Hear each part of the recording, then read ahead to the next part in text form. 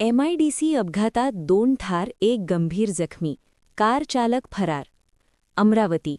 MIDC परिसरात भीषण अपघात घडून 2 जणांचा मृत्यू झाला असून 1 महिला गंभीर जखमी झाली आहे.